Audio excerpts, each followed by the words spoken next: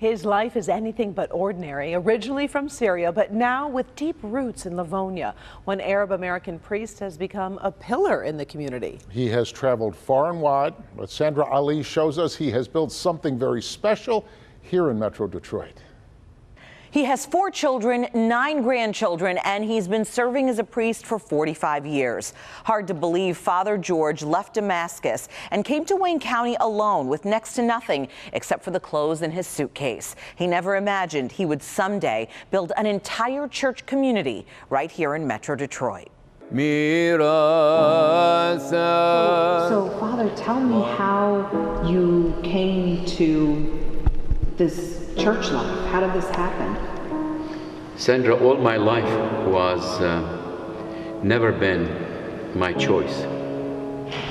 I was sent at the age of 12 to the monastery without my consent, but my parents gave me to the bishop, and he sent me to a different country, from Syria to Lebanon. We tend to do everything our way. I was ordained a week after I got married, because you cannot get married after you are a priest, and was sent to Detroit on February 6, 1972 to start a mission in Western Wayne County.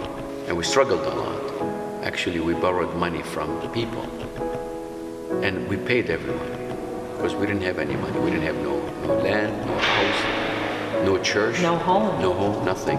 But I've always took my wife with me wherever I went, and people know. They said he's the priest with the wife.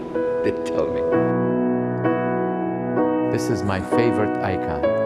Why? Because it's full of compassion, and I think about all these children who are scattered in refugees camp and in every place in the world.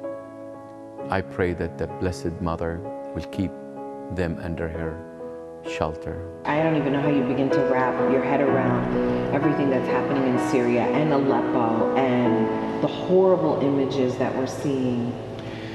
It is a living Holocaust. It is a genocide. Tell me a little bit about your families that come here. Yes. Tell me a little bit about the congregation. Well, as I said, the congregation is a combination of people from the Middle East. And they come to church because church reminds them of home. They see one another and their solidarity with each other. It lessens the anxiety of war. We still sing our song, dance our dance, and say our prayer. And that is never forgotten, because that's the way Scripture is written, through life and memories of people. Father George says his mission started when he came to Detroit in 1972. Back then, his congregation was made up of only 4 families, and it's grown to what you see here today. Back to you.